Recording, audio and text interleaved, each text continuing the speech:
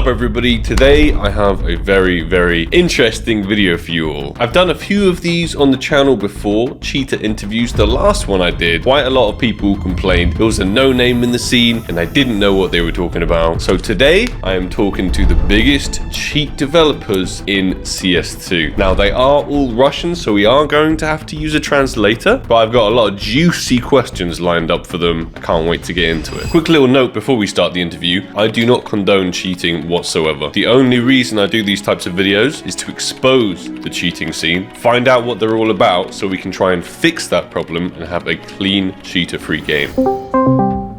If everyone could go around individually and introduce themselves. I am A47, so I am one of the founders with Dart and Sofif. Right now I am doing a business job and I am doing application security. I'm Dart and I'm also the owner and I do visual part of including UI, UX, wallhack and so on. I'm Solv here, but many Russian people just call me Solfiv. And I am a HvH developer.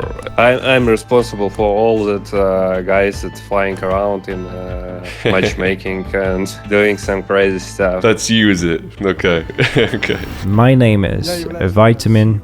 I'm probably the CEO of the project, doing various operational activities, working with the community, some media promotion. My name is Serene. I do a lot of things in the company. I do all the translating to English, and I'm also a member of support staff, which is related to our market of scripts and configs. You guys do hire a social media team, which I find is actually quite unusual for a cheat developer. I think you're the first cheat developer I've ever seen that does this. And do you think it has kind of like a good impact on your image in the community? I think probably it's rather we decided to try it, see what comes out of it. Primarily, yes, to try it specifically as a business promotion, plus work with the audience and give the audience an opportunity to show something interesting. These are all big experiments, but we hope that such social media activity from us will be interesting both to our direct HvH player audience and possibly just legit players who are curious about what HvH is in general. Obviously your approach to marketing, as you said, it is very new, it is very experimental, and the fact that you're just willing to put your faces out there is definitely something new. Are you afraid at all the game developers will catch up with you, or the law, or there's so many risk factors involved here? You could even risk like getting assaulted on the street by someone who just knows you and is upset. Are those things that you ever think about, or are those things that you've actually ever encountered so far? Here is a risk, of course, because basically it's not a crime to do something like that, because cheats are not a crime. For example, in USA, where Valve company is based, only copyright claims can be an issue, but it's still solvable. And because we are not in the USA, it would be harder to some companies to sue us. And the fact that Valve didn't do something like that for more than 20 years, it means that they wouldn't do like this in the future, because I think it's not their way. Yeah, you picked the right company to make cheats for. About some street accidents, I don't think that it's possible in my country. It's a country on South Caucasus, and to be honest, it's a safe country. Police works fine here, and I don't think that it's some sort of risk for me. Something like a large gathering of CS fans, like the recent CS2 major we had, would you ever consider attending something like that? Well, I went to Epicenter, for example, in St. Petersburg when it was held. I would say that all the people to whom I have spoken about what I do mostly react at least neutrally, and most are even interested. As for attending tournaments and so forth, honestly, I don't think anyone would recognize us there. Even if they do, there's never been any real negativity. I think it's an utterly improbable situation. So realistically, of course there are risks. They're always there, but in reality, it's never happened, so that's that. If you continue putting your faces out there and doing kind of public interviews like this, the risk keeps increasing. It's inevitable that eventually somebody will recognize you. I hope that whoever does recognize you doesn't hate you. I think that even if someone actually recognizes us, I very much doubt anything bad will really happen. Just direct negative reactions are very rare. Generally, such people, the ones who just sit and play, don't attend those kind of competitions, I think. I don't know, it just seems to me that the likelihood is still extremely low that such a thing would happen. That's what I thought as well when I started first making YouTube videos, that no one would ever recognize me. And then I was out in my hometown and someone recognized me, and it was a really small place. And that's when I started realizing, oh, if I put my face online, that these things are definitely going to happen. I do think one day, you may not think it will happen, but it will. I can definitely say it will happen someday, but even then, back in 2018, I worked with a musician like Bones, and even appeared a few times in his Instagram stories, and I was recognized then too. There are no problems with that. Anyway, if you're doing something, conducting some kind of activity, you might be recognized. Regarding activity in the cheating sector, well, it's simple. No one is going to beat you up in the middle of the street. That's obvious, only sick people would do that. Many people don't understand what cheats are and don't see the difference between, say, legit cheats against ordinary honest players and what we do. We in turn deal with a kind of HvH, hacker versus hacker component, and we try to promote this as some kind of esports. I've seen that as definitely your marketing strategy, to predominantly base it on the HvH scene, which is very interesting. I'd estimate the majority of people using your cheat probably not using it for the HvH scene. HvH League that I've seen you guys talking about in different interviews, that is another thing that I've never seen before. Well, we want to create something akin to probably the FACEIT, ESCA, ESL leagues. That is a fully fledged place where every cheater can find a team or play alone. There will be a full-fledged search by, well, skill-based search, points, ratings, and of course tournaments, prizes. This is a full-fledged equivalent of FACEIT, only for cheaters. With this idea, we will never meet the problem of unfair play, because this idea will be the fairest. Everyone has cheats, everyone plays on the same platform. Here it will be specifically a battle of skill, knowledge, abilities to use the cheat, knowledge of maps, tactics, or some kind of playstyle up to some incredible team gameplay. I have seen those people that take HvH like incredibly seriously and do have all of that knowledge, all of the lineups, penetrable wall spots and everything like that. What do you plan on giving away to the best hacker? It will definitely include subscriptions to our product, some additional discounts or perks, possibly unique visual items, cash prizes. I think we'll reach the point where these are full-fledged tournaments with cash prizes. I think we'll be combining all of that. Yes, it will all be an experiment too. Well, skins aren't very interesting to our community because of the risk of bans. Does it actually have a skin changer? Yeah, of course. Oh, it does? Yeah. Okay, so skins are kind of irrelevant to a cheater anyway, using your cheat, because they have the ability to use any skin they like already, client-side, within the game. We'll probably come up with something unique among our users, something that isn't available in the game. We already have some ideas, it's just a question of implementation. And our players with our cheat, they can see each other's skins, which is set in skin changer. That's very interesting. Do you think you would have a sponsor for the tournament? Actually, do you think anyone would be willing to sponsor the tournament? I don't think that would be necessary, to be honest. Well, given that our tournaments, they're kind of future-oriented in this regard. So basically, sponsoring of all tournaments would primarily come from all sales of our software. Therefore, since we are developing the product that can be used to play our tournaments, those same people essentially sponsor the prize pools. For the same reason, it also works, for example, like the international in Dota and other such tournaments. Basically, the tournaments that are successful are those organized by the companies that make the game. Most organizations, as far as I remember, that create tournaments as third parties, so to speak, mostly struggle with organization and are generally just unprofitable and uninteresting to major investors, which is why, for instance, many esports organizations have suffered huge losses in recent years. We're talking hundreds of millions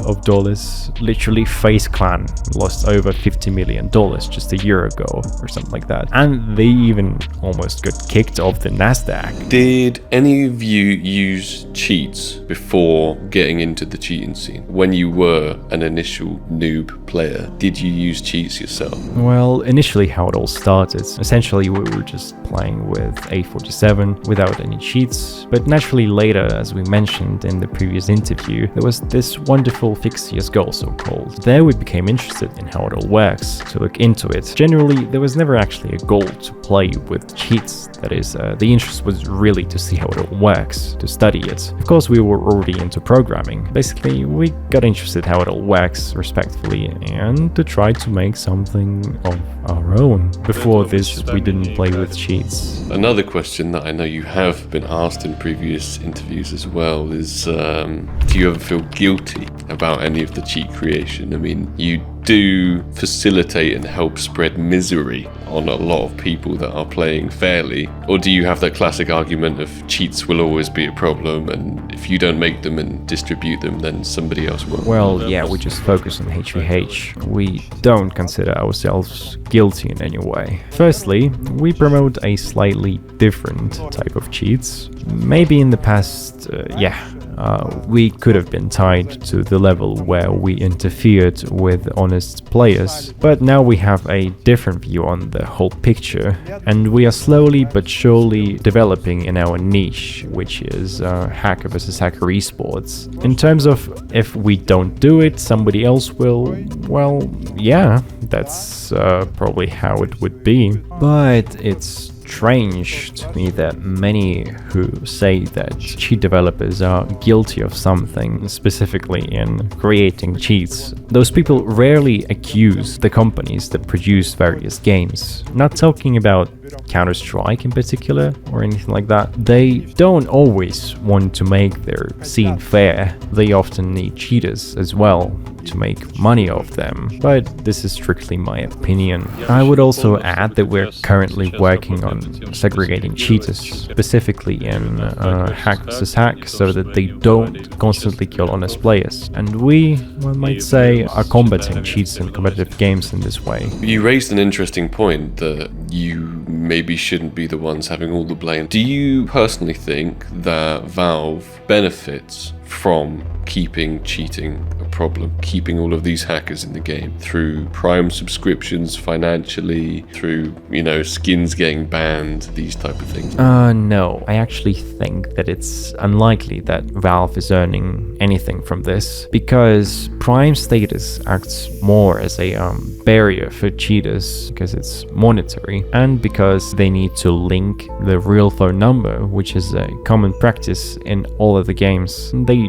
don't get anything from this. At least I think so. They may not be trying to profit off it, but do you think they are, regardless of whether they're trying or not? I think that if they were trying, it would be too insignificant an amount of money. Again, I think it's more of a byproduct. Well, yes, I don't think that Valve would be interested in that. Besides, they are now also on the right path of developing VAC and the so-called trust factor. In today's update, a lot of interesting things happen too. It's very unlikely they ever tried or are trying to make money of cheaters. It's more of a general problem of all games. In Valorant there are cheaters, in Apex Legends there are cheaters, in every game there are cheaters. The problem with CS is that there are a lot of blatant cheaters. If you don't see a cheater in Valorant, it doesn't mean they aren't there. It means they're just trying to seem legit and not get caught. There are slightly fewer cheaters there, but not by a lot, not by an excessively large number, I mean. With your personal cheat, what percentage of your subscription user base do you think have subscribed purely to play hacker versus hacker, true HvH? And what percentage do you think are just trying to play Premiere against legits wanting to win games and smash noobs? I think 90 or 80% is pure HvH. The other 10 or 20% are just randoms, bot accounts with low elo, and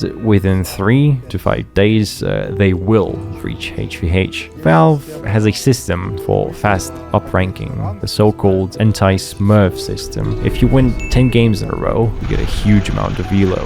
Therefore, almost all of our user base will play HvH one way or another. All of our features are strictly tied to HvH. We currently don't have any functionality for legit cheating. I would also like to add that there is no real interest for most people to play against regular players. It gets boring literally after 1 or 2 matches. You just kill everyone and it's completely, well, I don't know. Maybe someone would be interested in that, but I think it'd be a very small percentage of people. At least what I really see is that most people play actual HvH. At least it's somewhat engaging. Do you think that there should be a punishment for cheaters? I mean, obviously, countries differ vastly how they treat cheaters. China, for example, are extremely harsh on cheaters. I believe you have to link your government ID to your actual gaming account so that if you get banned, you get banned and they know who you are. Do you think there should be a punishment for cheaters? Well, of course, countries are changing, and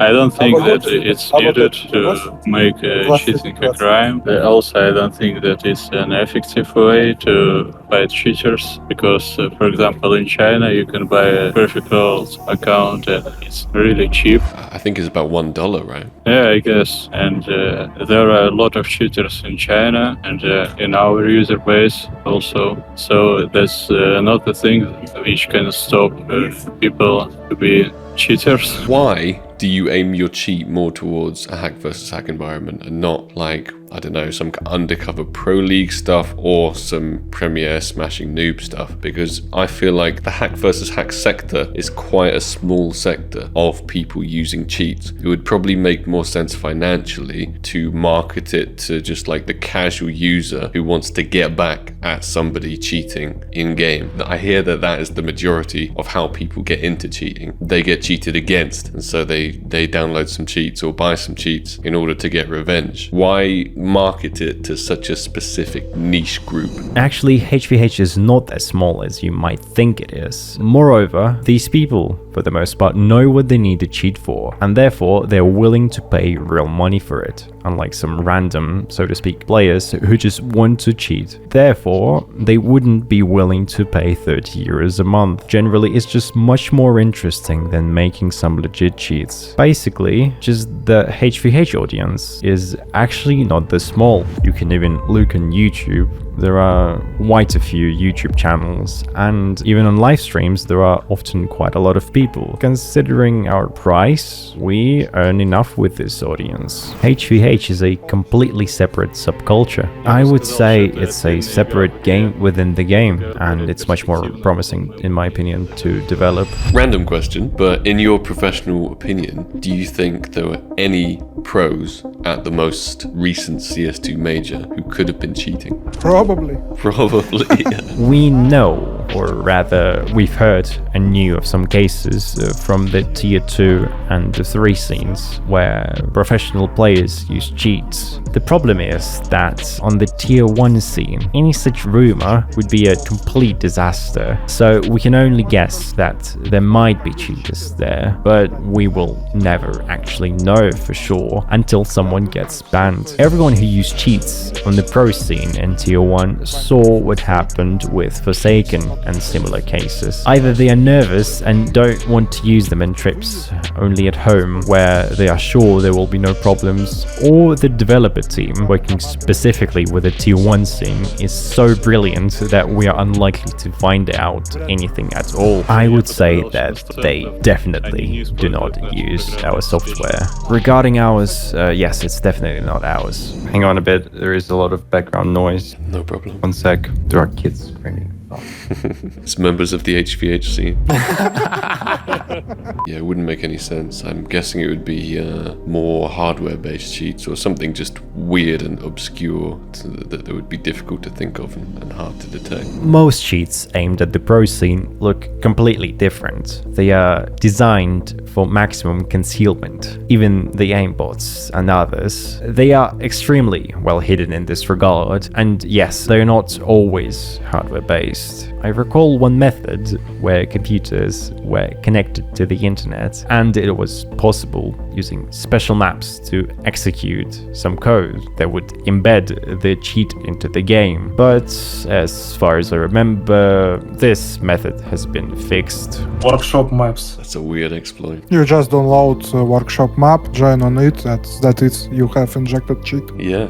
Crazy. The other method was including RAR archive inside image from some Steam community and just unpack it and run the cheat. Speaking of detections and trying to avoid detection, I hear around the community that your cheat is very good at avoiding detection. How many ban waves have you had so far, if any, and how are you so good at avoiding detection? That was mostly accident because we didn't target to bypass and cheat completely. It was just an easy task. Our cheat just works. So you've had no ban waves so far? Only one ban wave for using no spread feature, I think. Okay, yeah, it's just In CS2. feature specific, not your entire cheat. In CSGO, we didn't bypass WAC because most of our players play it only on HvH servers. Yeah, not secure back servers, yeah. Yes, but regarding CS2, there is a premier mode, but we didn't do anything really specific to bypass WAC because it's not good now at all. It's not a good anti-cheat. Yes, it's very easy to bypass. We shouldn't do anything to bypass it, to be honest.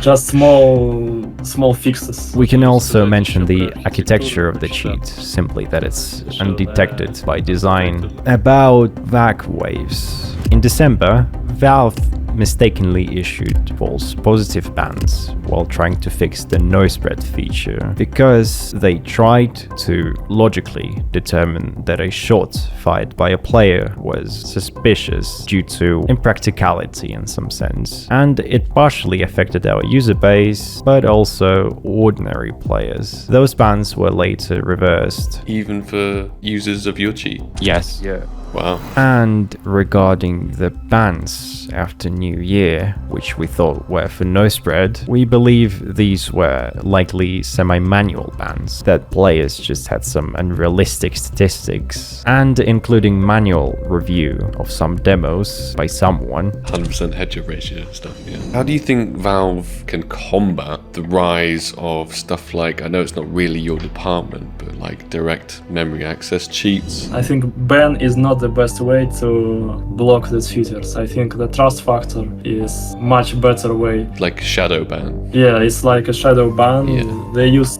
something like that in Dota. It's like hide and pull. In that case, cheaters will play versus other cheaters and they will not really know if they are detected or not. So cheat developers will not patch any detection vectors because they will think that their cheat is undetected. Yeah.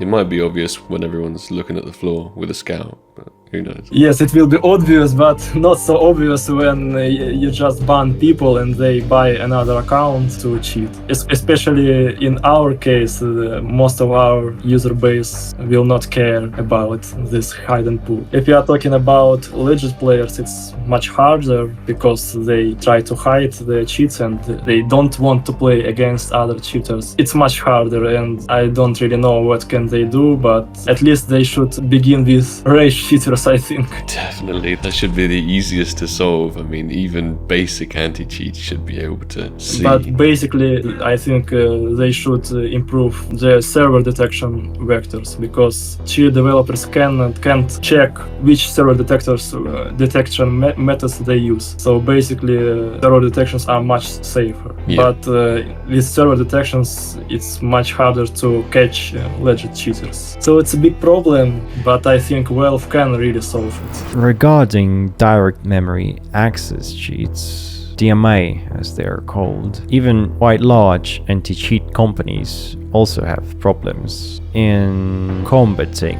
these methods. So I think Valve is unlikely to consider this as a problem, and such cheaters will be caught making mistakes in Overwatch. That is, they can stick to some very basic checks which are already known to DMA cheat developers. I saw with the most recent update that Overwatch has actually been put back into the game, which is strange because I would have personally thought they have enough data now to feed it to their AI anti-cheat, but it seems like they want more data from more users confirming it. Why have they added Overwatch back into the game? The problem lies directly in filtering the data to be sure who is really a cheater and who is not, because their data, it's just a set of numbers, roughly speaking. And just by applying some logic, you can't always distinguish the real cheater who needs to be marked. It's not as simple as it seems, and Overwatch was added exactly for that reason, possibly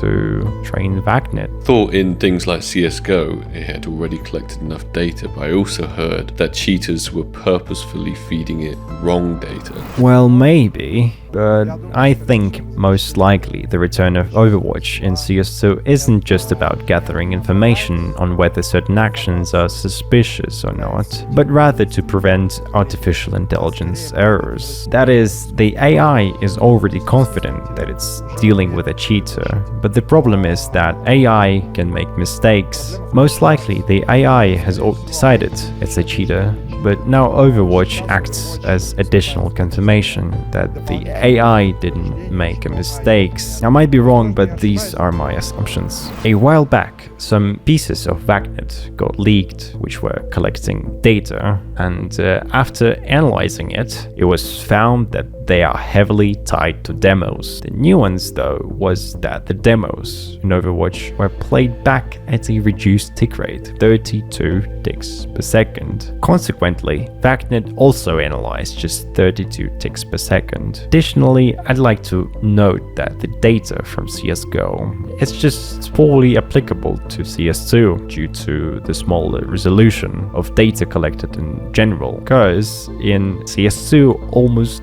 all mouse movements are transmitted from the client to the server nearly every frame. Therefore, the amount of data can be tens of times higher than it is in CSGO. Let's also not forget about other changes related to the engine and networking. Do you think Valve are heading in the right direction? Do you think they're using the correct approach to the cheater problem with artificial intelligence anti-cheats? To some extent, I think their approach is similar to what other major anti-cheat companies are doing. For example, you can recall the Cerberus system in Easy Anti-Cheat, which was provided to all developers, analyzing the state of the game and the input data from players. It combined with their reliable client-side checks, considering Easy Anti-Cheat is really one of the strongest anti-cheats that game developers can afford at the moment. To some extent, this is a very correct decision. The problem with such anti-cheats as Easy Anti-Cheat, BatLie, or any other client-side anti-cheat is that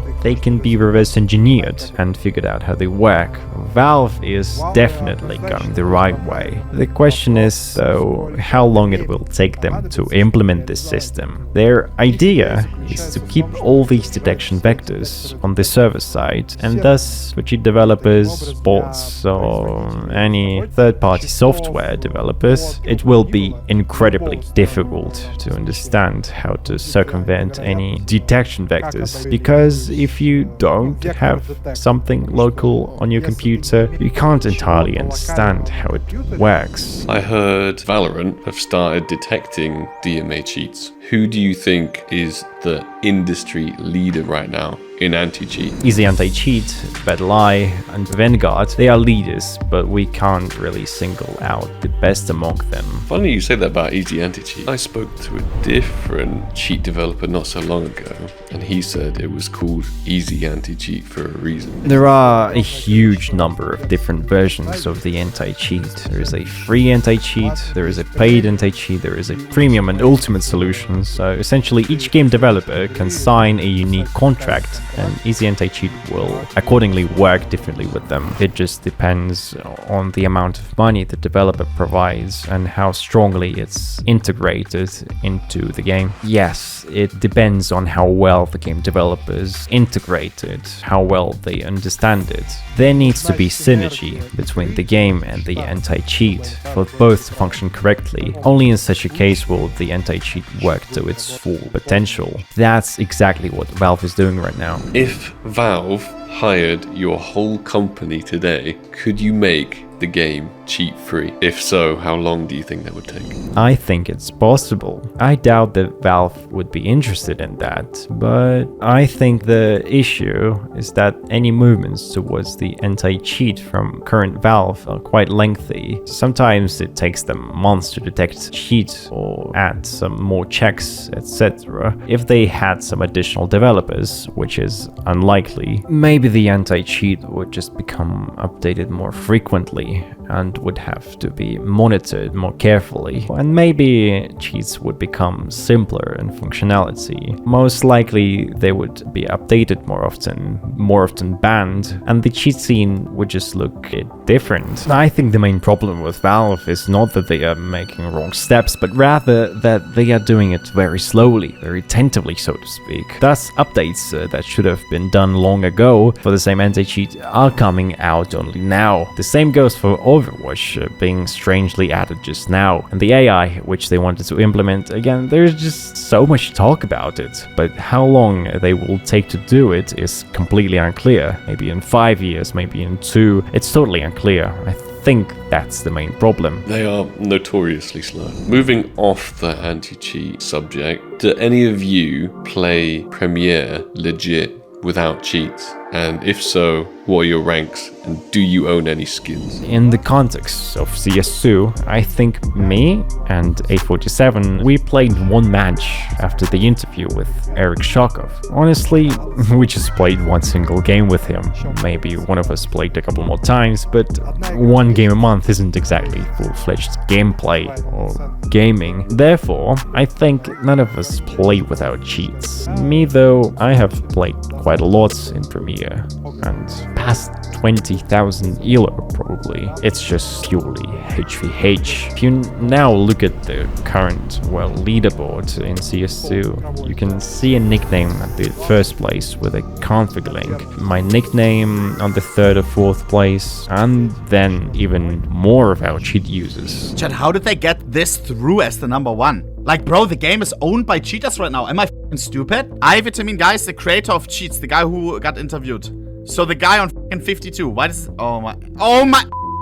I thought it stands for Netherlands. Habibi, nine, I can't. I actually can't. I guess it kind of just doesn't really make any sense in playing Premiere without cheats. So if you want to play legit, you definitely shouldn't play Premiere mode. We've sent some Steam account links if you want to take a look at it. I'm a big skins guy, so I'll probably be checking out some of your inventory. I don't have skins at all. I don't give a fuck about skins. That makes sense. I'm sure some of you are aware of the recent SV Cheats console command. account exploit. Do you think it was fair of platforms like FACEIT to ban people for a year for using this, since it was something built into the game and they didn't have to inject? Yeah, of course, it was absolutely deserved. People who entered this command, who used it, they absolutely understood what they were doing. And pretending to be fools who are like, no, we did it by accident, and so on, it just seems stupid to me. I think it was more than justified.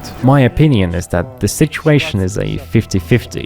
After all, the problem was in the game, that Valve allowed such a mistake. Instead of bans, FACEIT could quickly make some kind of plugin or patch it using their anti-cheat, but they just decided to ban all users. In my opinion, it's strange. Yeah, the users are guilty, they knew what they were doing, but the problem was not entirely on the side of the users. How important is your community to the success of your cheat? Well, it's the most important thing to us. If we didn't have one, we probably wouldn't even have our product in the first place. It's like the existence of a spherical vacuum of some kind. That is, our community is our users. Our development is precisely thanks to the fact that we have a large community. We owe something to our community. We try and develop and make a unique, cool product that is so that the community is satisfied. And thanks to this two-way connection of our community and us, we consequently develop and our community grows. How many active subscriptions have you currently got right now? How big is your community? I don't think that we're going to disclose how many users we have. We can only say that it is bigger than, well, basically during the times of CSGO it was much smaller. In your opinion, what do you think is the highest earning cheat of all time? I remember when I used to play Counter-Strike Source, and I think there was a German cheat provider called... I remember they were like super popular back in the day. What do you think has been the most successful, most profitable cheat ever made? I think the question is more suitable for a vitamin instead, because he stuck around for longer. But honestly, a very large number of particularly old cheats, such as they, over the last 10 years, have not really developed much. They at some point failed to keep up with the competition. I'm talking purely from a profit perspective, not how good the cheat was. I know probably several huge providers who have been working for more than 10 years or something like that. It's definitely one of them. Well, maybe some others. It's not that old, but it's also very profitable in terms of money. And definitely make a lot of money, but it's definitely not thanks to quality but quantity. They have cheats for several dozens, if not hundreds of games. They are very often detected. They have mediocre support and functionality of the cheat itself, but thanks to the number of cheats for different games, the user base stays with them. A person comes and buys their master package, gets like 50 cheats for all games, and he can enter any game with a cheat, but he gets in return something else, a high risk of a ban, scan functionality. The most profitable provider is probably that is the largest provider of a bunch of cheats. Regarding the most successful though, it is very hard to judge, to understand what success is. Is success making 100 cheats for lots of games, or making one incredibly cool product that is just really well known? I think quality is a lot more important to you guys than quantity. Yeah. Well, if we are talking about quality purely, if we take CS, specifically the Counter-Strike scene, most of the cheats that focused on the CS cheat only and its quality, they usually didn't last that long. On average about 5 years or so, and then they would face a decline. There are many examples in recent years. The amount of time has existed, which is already at least 4 years minimum. In that time, a lot of cheats may have disappeared. If we take some time interval from like 2016 to 2020, that is, if you start counting, then in general, you can count more than probably 5 projects that were sold, closed, or just, I don't know, disappeared for some other reasons. If you don't mind me asking, in the 4-year span that you guys have been operating, how much money have you made from this project? Unfortunately, we cannot name exact figures, but you can roughly estimate, say, with our market. Take the number of downloads of our Lua scripts or configs and multiply it by the approximate cost of subscription. Thus, you can very roughly calculate an approximate income. Totally understandable, yeah, if you're not willing. If I were to make an estimate and you were to say yes, no, would it be in the millions of dollars? We're not going to give you an exact answer. That's absolutely fine. In terms of your competition in the industry, are you guys the market leader? I know there's stuff like that exists, and I've heard that is also a very good quality cheat. Probably at this moment we are definitely the leader in the HvH scene. Some time ago within CSGO we were indeed competitors with, and it was an interesting rivalry, to say the least. We are a bit different from them, because first of all, we are an absolutely open product. We don't take any additional fees. We don't say that we are some closed, unique community. We simply work on our product, and we try to not get into any fights with other cheat developers. Within CS2 though, we did have a small fight with them, which probably ended within a month. At this moment, we are the only leader, and we are way above other competitors. Forget the HvH scene isn't just toxic in terms of its community.